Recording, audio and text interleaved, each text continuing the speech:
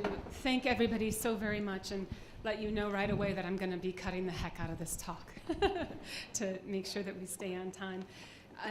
So much thanks to all of you. I stand in great honor of this award, and with many, many thanks for the lovely thoughts that were gathered and for the many wonderful projects that are underway and for all of the work that you're doing.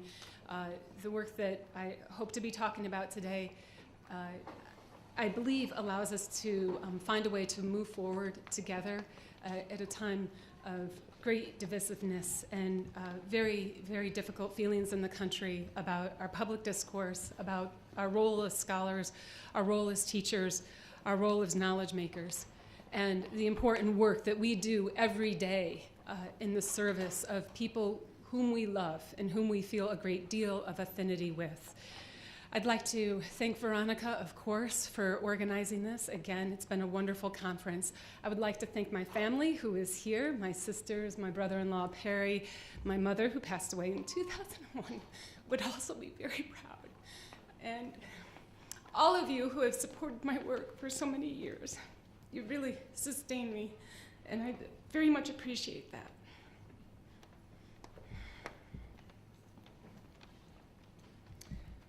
So many people around the country, about 60 million I'd say, feel alienated when it comes to questions of diversity and inclusion. I suspect it happens for a few reasons. Maybe they don't see themselves as having an identity that is based on a notion of peoplehood. And so they think that diversity and inclusion is only something that people of color need. Diversity and inclusion are thinly veiled institutional initiatives that have merely repackaged affirmative actions and take away opportunities from more deserving candidates, they may think. Or maybe they've bought into this narrative of meritocracy, that America has so many opportunities. If only these people would work a little harder, the thinking goes, they could get ahead. And certainly we've seen the return to open expressions of purely racist, social Darwinist vitriol from people who want to reinscribe their narrative of white supremacy. There's no room for that here. For these people, the creation of their tradition must necessarily entail the creation and devaluation of multiple traditions. What is to be done? We answer that question here at this conference and in our work in everyday actions. And so I want to think about civic sustainability, not in a way that talks about neoliberal understandings of public rhetoric. That rhetoric itself is based on an old model of the good man speaking well that was particular to the Western traditions. What I really want to think about is a public discourse and a method used to strengthen inclusive communities and plural versal institutions. Civic sustainability is a state of harmonious, peaceful, and balance in everyday life in complex societies. It is grounded in place and relationships and spiritual connection to land and to each other. When present, civic sustainability, I'd like to argue today, produces resilience, or all of our people's perseverance, especially in complex societies. And it fosters an optimal learning environment for everybody, wherever it is that we learn, in communities and classrooms and apartments, sitting on front stoops, working in prisons, working with people in tribal situations, working with other women in halfway homes. Wherever our locations are, we are all learners. Civic sustainability is based on 4 methods for developing place-based relationships and everyday border-crossing interactions that we routinely do in our work as community writing scholars. We hold each other's differences in the highest regard. We acknowledge long-standing inequities. We act in good faith to broaden personal networks and to address biases. We seek common grounds for shared actions. And it's in these ways that we, in our everyday work as community literacy scholars, create inclusive cultures and classrooms. Today I'd like to talk a little tiny bit about the research, some very lovely thoughts that I've gleaned from Cherokee language manuscripts that help me frame a kind of methodology that I believe many of us share, but that have also helped me understand the larger theoretical work that we are undertaking today. From my perspective, I see this as all of us working together to a different form of a different alternative to modernity. I frame it in terms of decolonial rhetoric. There are many ways of framing this. But what I'd like to do is suggest that in our everyday work, we are creating this alternative to modernity together, and we are doing the very powerful work of this in our everyday interactions. I've given you a sense of where I'd like to go with my talk today. I'm moving very quickly through it, and I'm happy to slow it down at any point if you'd like, or just give you my talk at the end. But now I'd like to talk a little bit about how I think we can get there. And for that, I'd like to draw on some Cherokee precepts and share with you what I've been learning along the way over the last 10 years and ground ourselves a little bit more in that important work that we're doing. I'll focus on a small selection of phrases drawn from a broadside entitled Cherokee Lifeways that was cropped to be able to make this image work. It's hung in my office for years now. I'd like to step you inside my community-based classrooms and literacy research just very quickly, taking you to a ground level, because I'm then going to raise it very quickly to about a 30,000-foot level and talk about how this creates nation differently. Especially insofar as I believe at the end of the talk, what I'd like to propose is that we are at the threshold of creating that alternative to Western modernity's linguistic, social, institutional, and epistemic hierarchies. Who's with me? Thank you. Thank you all. All right, we're going to get there together, because that's the only way to go. This broadside, Cherokee Lifeways, was created during the Smith administration. He was the Cherokee Nation chief from '99 to 2011. And the language in Sequoian, that's the reading and writing in the Cherokee language that informs this poster, was offered by Chief Smith's relative, Benny Smith, who was a prominent medicine person. It begins with that word that you saw earlier, gadoog. And gadoog actually was written at that very top line. Maybe you can read it, maybe you can't. It's gadoog. It means people working together. People coming together and working. Gadoog. But what's so interesting about gadoog is that if you add one morpheme to the front of it, this sound, skadoog, look at what happens. People coming together and working, just as a small event. Maybe you're organizing a meeting. Maybe you're organizing a classroom. But look at what happens. That everyday work accrues over time to become the basis of a county, a district, a state, a territory, an entire federation, an entire nation. And in our structure of our language, we're able to identify how it is that the work we do every day in our interactions of loving each other and carefully visiting with each other build towards something different that we together create. And that's pretty powerful stuff. One morpheme. Let's talk about how that happens. Because if we go back to this poster, you might be wondering, yeah, that sounds real pretty, as we say in Oklahoma. It's pretty. Let's think, though. But how does that look? What does that look like? It's as though Benny Smith anticipated your question, because he gives us 21 or so different ways, different Cherokee thoughts to be able to illustrate how that plays out. Let me sample a few of those for you very quickly. Oops, went the wrong way. Here's the first: humanizing relationships and community literacy partners. And this is what I'd like to say about this, because I believe as we understand civic sustainability within community-based research and teaching, it's fundamentally related to humanizing each other as we create shared learning goals and shared problem-solving goals together. I'm drawing on three concepts from this poster. Uliskedi, Deyachadayanla, Sesti. Treat each other as being important. Take responsibility for each other.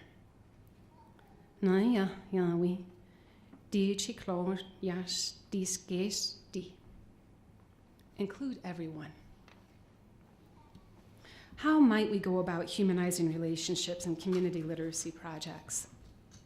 I've written a little bit about that elsewhere and along the way, my own missteps, because they're really important to learn from those missteps. Let me tell you the most recent one. It's kind of funny.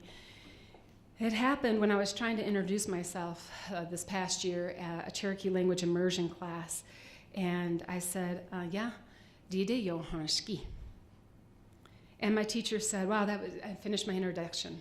And my teacher said, hey, Solol, that was a good introduction, except for one thing. It should be, aya, di gaya de yoharski. Do you hear the difference? Thank you. It was one morpheme, right? Di de yo, as opposed to di ga de yo. One morpheme. Do you know what the difference was in that? Oh, it's hilarious. Before, I'd been telling myself, I'd been saying, myself, she, he, or it teaches. I was using the third person pronoun. And what I should have been saying is myself, I am a teacher. One morpheme changed the entire construction there and would throw every Cherokee speaker off. But what was so important about that is he did that in front of the other students. Very first day, I was the first person to introduce myself. And I felt mortified by that.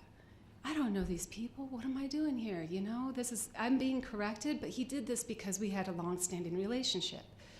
Ed Fields and I had worked together for many years, and he knew he could draw upon my mistake to help raise the bar for everybody in that room to say, look, every single syllable you utter matters. Every single syllable you utter matters. More importantly, it turns out that he knew what I didn't know, and that was I had been in online language class with most of those students for years.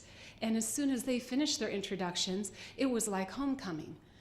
And they all understood his correction of me as a loving measure of building a high bar for us to reach together, so that we all could be learners together of every single syllable of what it means to act in that way.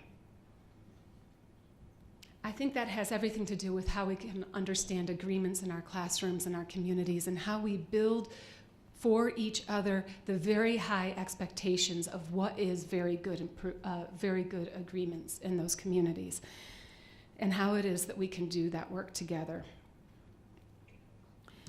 It connects as well to a really important word for Cherokee understandings, and that has to do with setting high expectations for ourselves and others.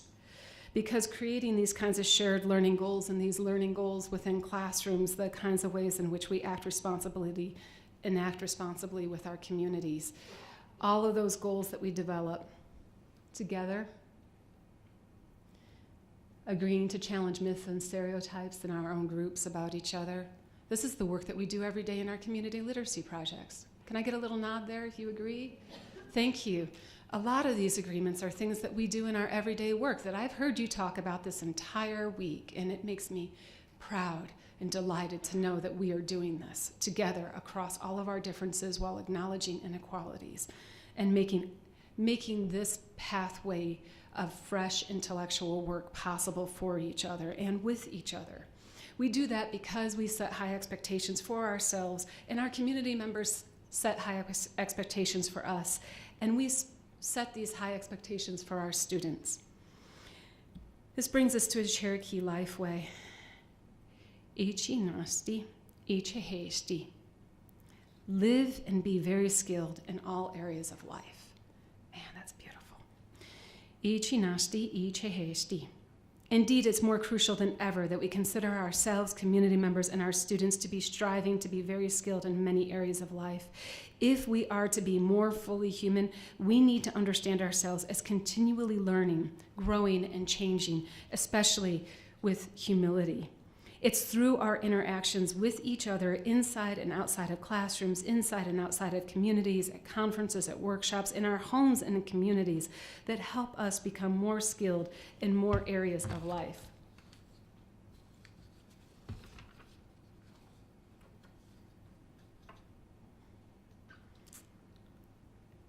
All of that demands, I think, a new set of tools, a different set of theoretical framings, a broader set of data, a broader set of re-examination of methods, and frankly, more time in the community, especially when we're trying to understand how we can level epistemic hierarchies, linguistic hierarchies, social hierarchies, and create a pluriversal understanding of knowledge and relationships. Sustainable relationships have to respectfully end sometimes, but sometimes they have to continue on. And we can only do that if we understand ourselves as having high expectations for each other. because that means setting respectfully high standards for what we say and what we do in our everyday interactions. It means always seeking our personal best, and as we've seen at this conference, helping each other seek our personal best without competition, but with mutual support. Really difficult to achieve, especially when there are so many hierarchies that we're always trying to climb, right? Let's talk about the power of words, especially in terms of mutual support. I'm trying to keep a close watch on time. Civic sustainability relies on the fundamental understanding of power of words as action. In the Cherokee language, words are deeds. What is said to one another sustains or deters the formation of the self and the creation of relationships. Let me take a look at just 3 words from that poster. Bear with me. I'm going to read these as syllable by syllable because these are some of the most longest and complex words. And so I'm not going to try to pronounce them in a very quick, elided Cherokee way. I'm going to read them syllable by syllable. De chadawa, da hido hesti. De chadawa, da hido hesti. Visit one another with love. De chadakla. Nigo hesti, do hesti, do de hesti. Strengthen one another with encouraging words. Do yuganta dikla, de chada shesh hesti. Direct one another in the right way. Who feels better when you hear that? All right. It's good words. Good words. I'm telling you. Feels good to talk about them, and it feels good to hear them. It feels good to know that we are doing this work, all of us together. This is part of building inclusive ecologies and broadening our personal networks based on civic sustainability, as I'd like to believe. With our community partners and in our classrooms, it means that we're always sharing stories and initial interpretations of our findings and initial understandings with each other. Story is a relationship, a right and an obligation. Who said that earlier, right? We've heard this already from some of our wonderful keynote addresses. Elaine, call out. We have a right to hold our stories carefully. They are a right and an obligation. Right there, Rachel Jackson, I heard you, right? Stories, I'm going to say it one more time because it just feels good. Stories are a right and an obligation. It's to be heard and understood and to return back to our communities. Stories serve to direct one another in better ways.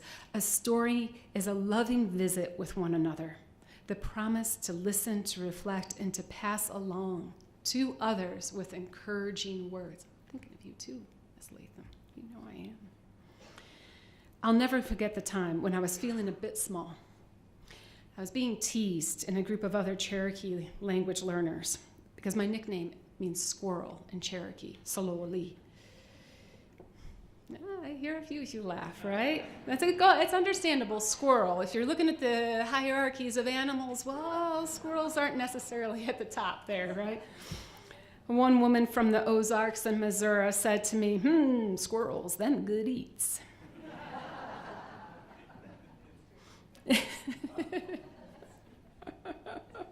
Another person looked at me and said, my hair was a bit longer. She said, I think it's the hair. Another person said to me, well, I think it's how you act. You're always here and there. You're never stopping. You're doing this, you're doing that. You're real quick on your feet, and you startle kind of easy. So I was feeling a little crestfallen, as you may imagine. Those aren't the kind of encouraging words one likes to hear about their Cherokee name, right?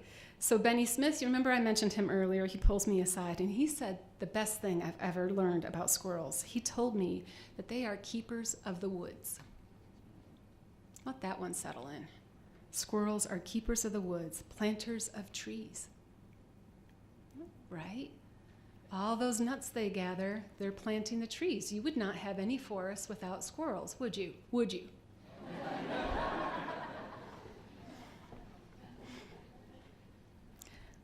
Then he added, and this was important for everybody in this room, no wonder you're a teacher. How many of us are taking the seeds of our students and helping them grow into the mighty oaks or the mighty pines? Or working with each other to take the seed of a thought and helping us develop our thoughts into books and book manuscripts. We do this all the time as a matter of course, right? Beautiful words. He strengthened me with those encouraging words. And in so doing, he helped me persevere. And this is bringing me back to the last part that I want to talk about in these Cherokee Life Ways. No classroom or community literacy project is immune to that dreaded downward spiral. You know it, right? It's where your networks erode, or maybe your relationships with your students aren't going as planned, or maybe the discussion turns sideways and things get heated and hard words are said. It's when you've had one or maybe two or three tough discussions in a class or with community members and you just feel like you're missing each other. These are the times when students and community members, their faith in themselves, their faith in us, and our faith in our own selves, it sinks. You ever have that feeling? Yeah, where you've come away from a class or a community interaction and things didn't go right, and you get that dissonance in your stomach. It's where your intention failed to meet your execution, right? And your students' intention sometimes fails to meet their executions. What they say is a mismatch with what they mean. And it gives you that sick feeling in your stomach. And it can start that downward spiral. Well, everybody starts losing confidence in themselves and confidence in each other. Can I see a few nods if you felt this? Okay, I'm not alone. Thank you all. Thank you in the back of the cup. I appreciate you, Deborah. Yes, indeed.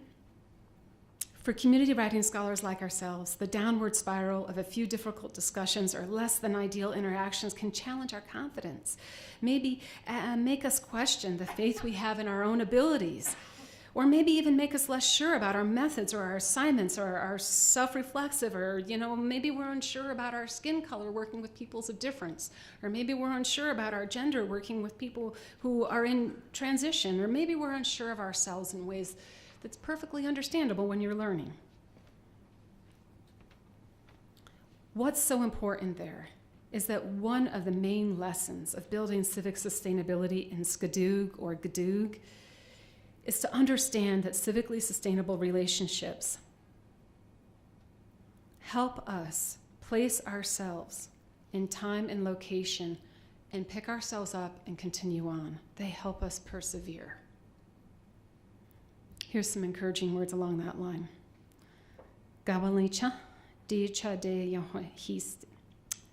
Di chade yohisti. Live and never give up. Good words for perseverance when you've had those bad days. Di chaligo ichesti. Live and work as a team. Even though it gets difficult, keep at it. De chalis hesti. Have strength to continue on. One of the best lessons I've ever learned from my Cherokee elders is to go easy on myself. For a long time, that was a difficult lesson for me to learn. I set really high expectations for myself, and I am my own worst competitor. I always try to do my personal best all the time. So if something goes wrong, or if at the end of the day I feel like I didn't say something quite right to somebody, I'm the first one to kick myself the hardest. How many of you kick yourselves, right? It's because we take our work seriously. We want to do our personal best all the time, right? We feel it very keenly. But the best thing we can do is to live and never give up, to go easy on ourselves, to search for ways that we can live and work as a team and grow together stronger as teachers and community members. Let me go back to a slide that you saw earlier and try to loop a few things together very, very, very quickly. When we hold each other's difference in the highest regard, and here I'm really trying to loop this back to the inclusive ecologies and networks that we're trying to build in our community, right, in our community relationships. When we hold each other's differences in highest regard, we are demonstrating mutual respect and acknowledgement of the importance of the stories we tell in the languages we use to tell those stories. It's a recuperation of the humanizing effects of education. It's a recalibration of the classroom discourse, and it's a realignment with communities of knowledge. It allows us, for our students and ourselves, to learn from each other with humility, to recognize that the knowledges we have are all equally important, and recognize that the knowledge that we transform together is generated through our reading and writing together in very particular ways, through very particular genres and discourses, toward ends that we have created for ourselves. When we acknowledge long-standing inequities that mark our places of learning, when we mention, for example, as I believe I failed to do, that we are on the land of the Cheyenne and of the Arapaho, and we acknowledge that land together, as Rachel Jackson did in her talk just yesterday. And when you hear other Native scholars do that, that's not just a ploy to mark us as Native scholars or some other kind of diversity and inclusion method. No, it's to help us acknowledge those long-standing inequities. It's to acknowledge how it is that all of that has been imperial effort has written us all in various ways. We are all part of those social and epistemic hierarchies, and we can't escape them. The only thing we can do is to name them and find a different way to work through them. But acknowledging that long-standing inequity, that is the first place we start to work with each other, I believe. When we act in good faith to broaden our personal networks and to address those inequities and the biases, when we say, yeah, there's been a lot of racism in our professional organizations, how do we change that? How do we create a professional organization where everybody feels like they belong and have a sense of peoplehood? Very important questions. That's where we begin to seek grounds for shared action. When we can hold each other's difference in the highest regard, when we acknowledge our long-standing inequities in the social, epistemic, institutional, linguistic hierarchies that have been created in the colonial matrices of power through the long-standing role of empire in all of our lives, then we can begin the work of identifying common grounds and common concerns for shared action. And in that regard, I believe that community-based research and teaching provides a civic sustainability that creates that culture of inclusion through everyday classroom discourse and community discourse, and it stems from those four operating principles, operating kind of structures. In a very real way, then, community-based research and teaching becomes a microcosm for the types of public discourse we hope to inspire, especially in times of great division, uncertainty, and cultivation of fear of others.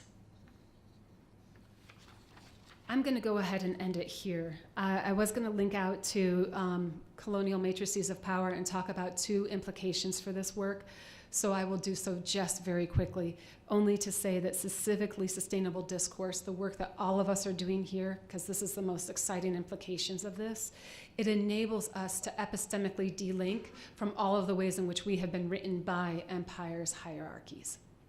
To me, that is a very powerful moment for us. It allows us to address all of the colonial matrices of power and the ways in which it has structured our lives together. It allows us to think through the ways in which we can create pluriversal societies and institutions and community organizations. One other implication, and this is really important for diversity and inclusion, we all have a sense of peoplehood. All of us. We all have a shared language of our own peoples, but also a national language. We all have lands, we all have histories, ceremonies, and a sense of the tools that we use to make knowledge. When we understand that peoplehood crosses all difference and that all of us have a sense of peoplehood, we can begin to understand each other as fully human and working together to a more inclusive democracy. It makes possible that mutually sustaining and pluriversal understanding of peoplehood. Once again, Nagada Wado. Thank you, everyone.